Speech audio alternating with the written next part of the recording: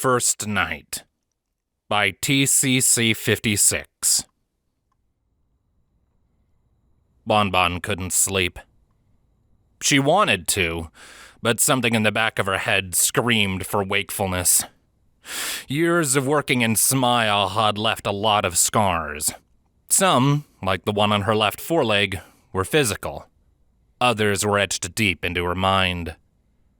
And when that unnameable something in her pony hindbrain was ringing like an alarm that something was wrong, there was no convincing it otherwise. She just wished it for once. Something would happen, instead of making her wait in constant tension. It was 3 a.m. after all. 3 a.m., and she was staring at the ceiling.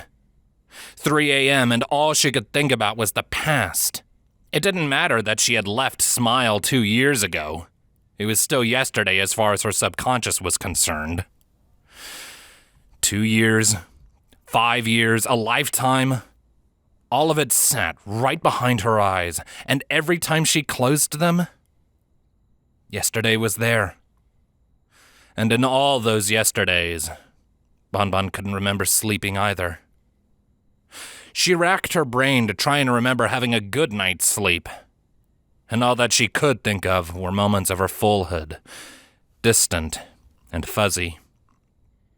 Maybe they weren't even real, just hazy, false memories that she made up to convince herself that the good old days had been good. Sleeping well certainly hadn't been something that happened at S.M.I.L.E. Being woken up at a moment's notice to scramble and stalk some horrible monster was in the job description, and the rest was hardly a cakewalk. They were normal ponies, after all. Highly trained, well-equipped, selected specifically for their resilience and strength of will, but still, ponies. Still able to feel fear when a hydra roared, still instinctively looking towards a sound in the bush even when you knew there was a cockatrice nearby, still hesitating to strike an oddly acting friend deep in a changeling nest, still mortal. And even when she did sleep, those memories were there, waiting for her just behind her eyelids, making sure she didn't forget. Bonbon wondered if the others still fought with the memories, too. She wondered if they were awake. She hoped she was the only one who remembered. But she knew she wasn't.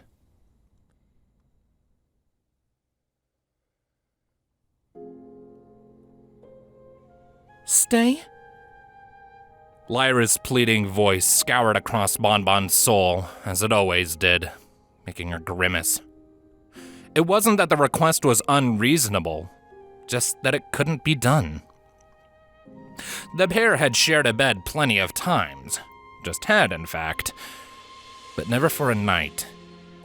Once the sun went down and evening came, Lyra would sleep in her house, and Bonbon in her own. It was a line that was never, ever crossed.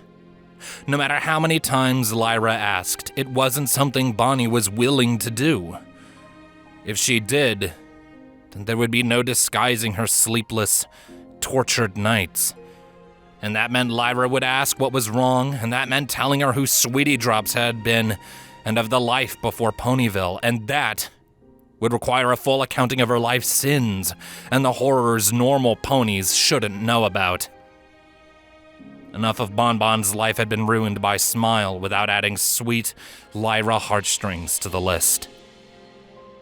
Please?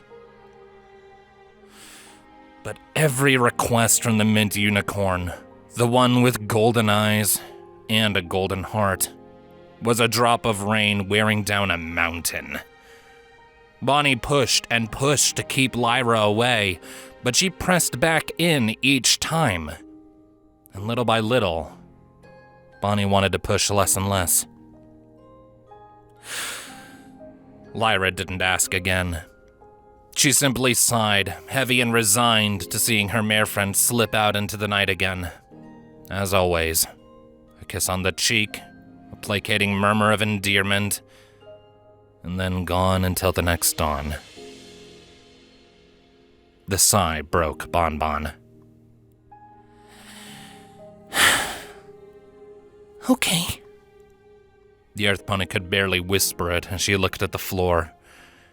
She knew she would regret it, but she couldn't bear Lyra's sad face again. Really, it made sense.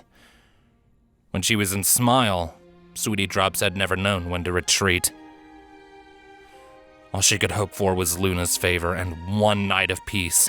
Just one, without anything visibly wrong, so she could satisfy Lyra's needs and return to their separate peace tomorrow.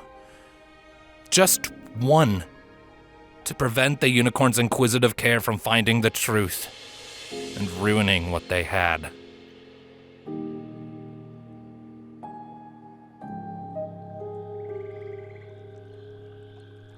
Swamps smelled terrible. They were supposed to smell terrible. This one didn't. It was sweet, sickly sweet, like candy left in the hot sun until it oozed. It got into your nose and wouldn't leave. It soaked into your fur like hayburger grease. It made the swamp just as miserable to be in, and at the same time more unnerving, because it smelled wrong. Not that there was anything about the situation that wasn't wrong. Something was out there. The entire reason S.M.I.L.E had been called in. The specifics are still unknown, but it was something unnatural and hungry. That several foals were missing suggested it was a smaller creature. Larger and more aggressive ones would have also gone for adult ponies, but none of the elderly were gone, which also suggested a lure of some kind. Something that the older and more experienced wouldn't fall for, but would attract a foal's attention. Could be a wisp, suggested Helium Singer. Sweetie Drops grunted. You assume every monster in a swamp is a will-o-wisp, she countered. We don't even know for sure that it's in the swamp. Her unicorn partner rolled his eyes. Sure. You just want the dangerous monster to have its lair somewhere nice, like the storage room of the town pub. I was thinking the well, but we're not going to have this conversation if you're going to be a jerk about it. Singer took the win with his usual smug smile. Those are the last words they shared before the two partners plunged deeper into the marshes. There were other pairs scattered around in the twilight, doing their own sweeps. S.M.I.L.E had called an all-hooves-on-deck emergency with this one. A pony attacking predator striking at the edges of a settlement was bad news, and it was only a matter of time before it grew bold enough to do more than lurk in the shadows. It could be anywhere around the town, but the neighboring swamp was the logical first place to check. The sweet smell had just made it seem even creepier and more likely to house an abomination. At least that's what Singer thought, and Sweetie Drops couldn't entirely disagree with him. It was slow going, every step needing the effort of 3. Suctioning muck, unstable ground, biting insects. A pony couldn't go more than a few seconds without something slowing them down. And the light faded more with each slogging step. Soon they wouldn't have a choice but to pull back to town and try again tomorrow. Probably from the beginning, so whatever it was wouldn't slip past them. Just as that thought came to mind, Sweetie heard the noise. She froze, holding up a hoof signal for Singer to go silent. A few moments. Then there it was again. Snuffling breathing, like a pony worn out from crying. Sweetie motioned them forward, inching slowly as they tried to pinpoint where the sound was coming from. The light was nearly gone by the time they locked the location down. Beyond a patch of ferns was a small, muddy rise in the middle of a deeper pool. There was a pony sitting in the tiny patch of semi-dry earth, curled up into a tight ball. Sweetie squinted, trying to make out any details, but all she could manage was that they were roughly full-sized and had a green coat. She and Singer exchanged glances and crouched behind the ferns. Could be a lure, he hoarsely whispered. She nodded back. Could be. But we can't know from here, and it's our duty to find out. He glanced towards the small form and let out a frustrated breath. Either it's a fool to rescue, or a trap to spring. Sweetie Drops rolled a shoulder in anticipation, her eyes locked on the small form. You stay here and be ready. I'll approach. Singer nodded again and pulled out their flare gun. First priority would be to signal for help. There were too many things in the world that couldn't be handled by 2 ponies alone, but 12 together was a different question. The 2 shared another firm nod, and then Sweetie Drops slipped through the ferns. Each mud-slowed step through the marsh was taken with extreme care. Sweetie was about 90% sure the shape was a trap, and losing her footing would be almost sure death when it was sprung. But she had to spring it. Leaving it just meant another, less prepared pony would stumble into it later. And a trap meant the beast was close by. If they signaled for assistance too early, it would flee and go to ground. But if she triggered the trap and engaged it, she and Singer could hold it still long enough for the others to arrive and overwhelm the monster. So, Sweetie got closer, step by step, until she was within reach of the curled foal. Hey!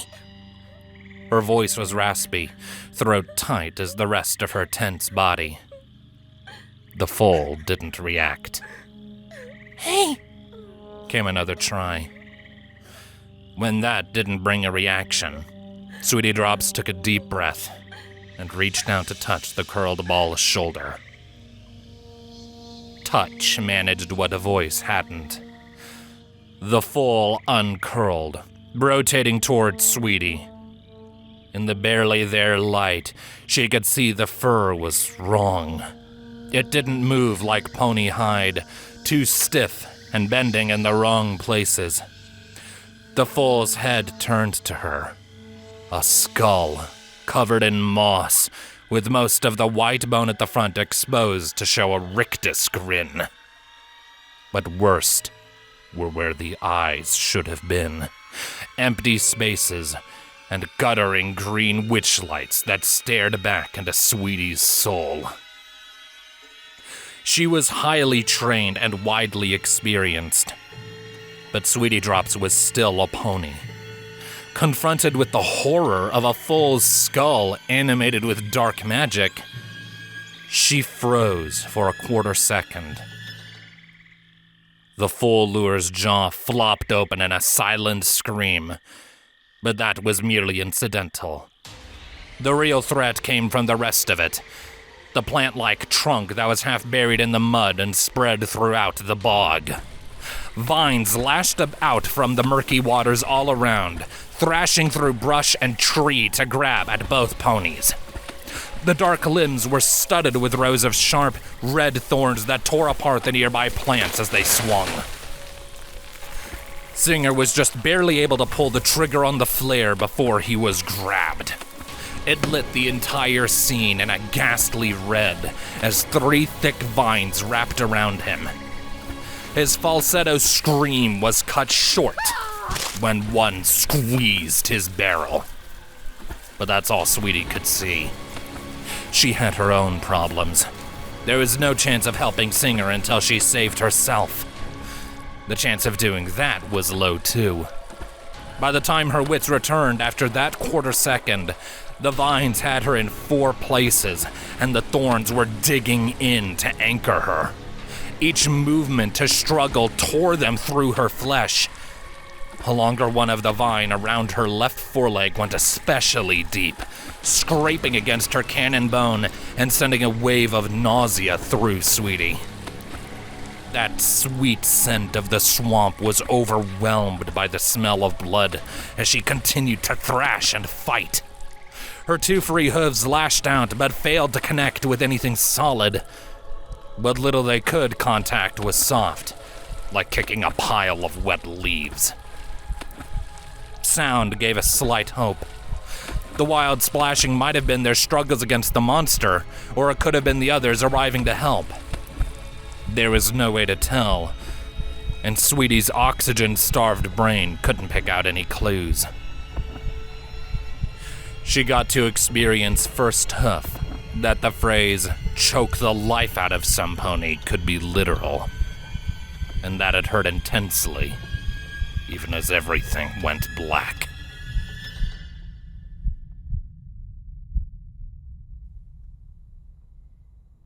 Bon Bon woke up screaming. She was upright in bed without even realizing it, gasping deep lungfuls of air after her initial cry finished and left blind terror behind. The panic grew worse when she felt herself grabbed. Her first reaction was instinctual. Old training kicked in, and her muscles tensed as she moved to throw her attacker off. Those were crushed down quickly, thankfully. Another subconscious part of her brain recognized that the pony grabbing her was Lyra, and refused to harm the most important pony in her life. In turn, that bought the time for the rest of her to awaken and to catch up with what was going on in the waking world. And it horrified her. Those flashback nightmares were uncommon, but having one now? It was the worst possible scenario. A sleepless night of tense fear she could disguise, but not this. And while Lyra holding her fiercely felt good, Bon Bon knew that it was the beginning of the end. There was no disguising or dismissing what had happened. Questions were bound to come, and there was no lie that could cover it all. Over the next few minutes, Bon Bon's panic faded into dread. Lyra didn't let go the entire time. She held Bonnie in a tight embrace, barely moving in the darkness of the bedroom. Her breathing was slow and stable, and Bon Bon's naturally fell into the same rhythm. The two breathed in and out with the same steady pace, gradually bringing the Earth Pony's heart rate down to normal. It was only when it stabilized that Lyra finally spoke. You okay? She kept her voice quiet and soft, much like how Fluttershy would talk to a spooked animal. Bon Bon tensed up again and shook her head. Lyra mulled that over before asking her next dread question. Do you want to talk about it? Clenching her eyes tight, Bonnie shook her head again and braced. Another pause, and then Lyra nodded. Okay. And she gave her marefriend a tight squeeze.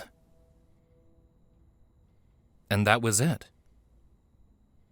Bon Bon waited a fearful minute, but there were no more questions. Just the pony she loved holding her close in the darkness and the itching of her scar on her foreleg. But every ticking second made her anxiety rise. Finally, she tore off the bandage and pushed ahead. Aren't you going to ask? Against her shoulder, Lyra shook her head. You'll tell me when you're ready. Bon Bon was silent as her train of thought derailed into the ocean. Lyra was silent because she had nothing more to say on the subject. That couldn't last, though. Bon Bon had enough field experience to know you didn't leave a wound open. It's not normal. You aren't concerned? I am. Lyra nuzzled Bonnie's neck. But sometimes, things are tough to talk about. You'll tell me when you're ready to tell me. What if I never am? The wobbling tone in Bonnie's voice was less fear and more disbelief now, unable to grasp what the trap was.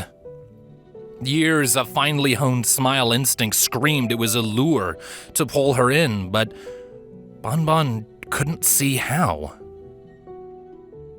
Lyra just smiled. Then I'll worry about you for a long time. Bonnie twisted, looking into Lyra's golden eyes and searching for the deception. She couldn't find any. Just concern, care, and love. It made no sense.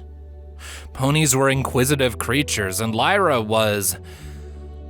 well, she was a lot of things, but incurious was not one of them. With the confidence of an alicorn, Lyra read a bit of Bonnie's mind and justified herself with one simple statement. I trust you. The rules of romance novels said that, upon being told that, Bonbon should break down crying in her lover's embrace. There should be a breakthrough as she finally confronted her trauma and overcame her problems in dramatic fashion. Reality said otherwise. There were no tears. There was no drama. Just slowly laying back down on the bed, where Lyra took a turn as the big spoon.